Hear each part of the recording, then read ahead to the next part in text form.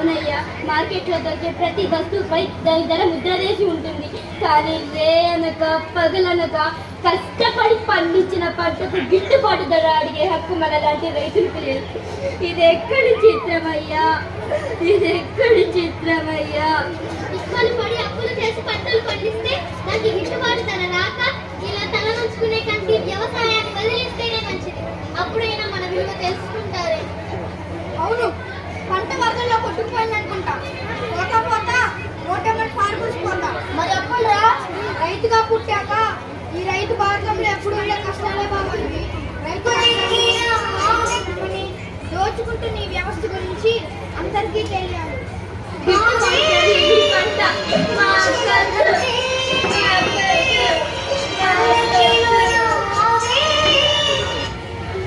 ఏంటయ్యా, ఏం జరిగింది? గిట్టుబాటు ధర లేక పంటంతా పారబోసావే. పారబోసావా?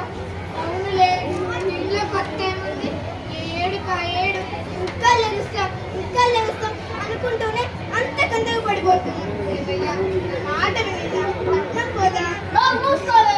పుట్టిన ఊళ్ళో బతకడానికి అమ్మ చేపలు పడుతున్నాం. మనం పట్టుకుంటే బలైపోతామే. పంట పండించి లోకానికి కూడు పెడుతున్న మనం మన పిల్లల కడుపులో మార్చడానికి నెలల నొప్పియాలయ్యా, నెలల నొప్పియాలి.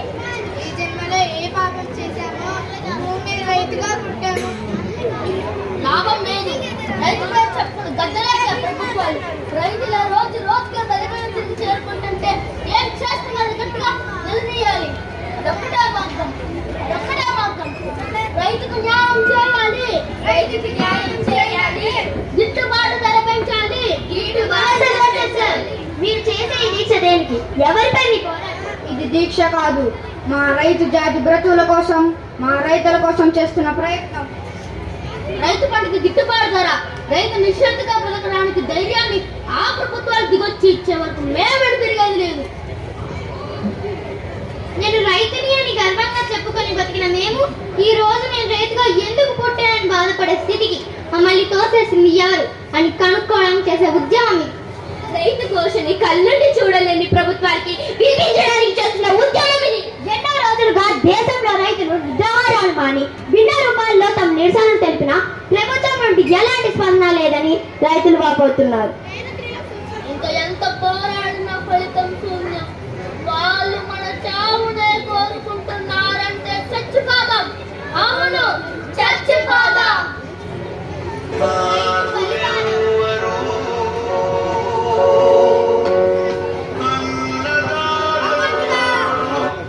నాకు మళ్ళీ జన్మంటూ ఉంటే దయచేసి రైతుగా మాత్రం పుట్టించవద్దు. 10 జన్మలకు సరిపడ కష్టాన్ని అనుభవించి వస్తున్నాను. రైతుగా మాత్రం పుట్టించుకయ్యా. వ్యవసాయం తప్ప మరో పనే తెలీదు. ఇప్పుడు ఆ వ్యవసాయమే నన్ను అప్పుల్లో ముంచింది. ఇప్పుడు రైతు శివయ్య అప్పులోడు, వికారోడు. ఇక ఈ అప్పులోడు బతకలేడు. రైతు కష్టాన్ని గుర్తించలేని నేల, రైతు రక్తాన్ని చిందించబోతున్న ఈ నేల ఇంకెప్పటికీ రాణించం. ప్రతిరోజు ఎక్కడో చోట దేశ అర్థాంతరంగా చెడిపోతుంటే చలించడు ఓ భారతమా, రైతు భారతమా.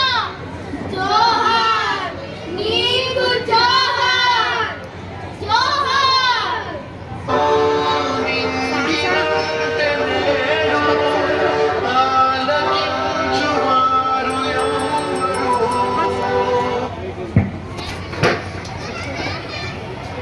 రైతు పొద్దులాంటోడు, అస్తమిస్తున్నా ఉదయిస్తున్నా అంటాడు, చేస్తున్నా వ్యవసాయం చేస్తున్నా అంటాడు. మనుషుల ఆకలి తీరాలంటే రైతు నాగలి పట్టాలి. నాలుగు మెతుకులు నేల నుంచి నోటి దాకా రావాలంటే రైతు తాడి పట్టాలి. పడతామయ్యా. మీరందరూ బతకడం కోసం మేము చేస్తున్నా సరే పంట పండిస్తూనే ఉంటామయ్యా. రైతంటే అక్షయ కాదు. రైతంటే ఉన్న చేతి అన్నం. తినే ప్రతి మెతుకు మీద తినేవాడు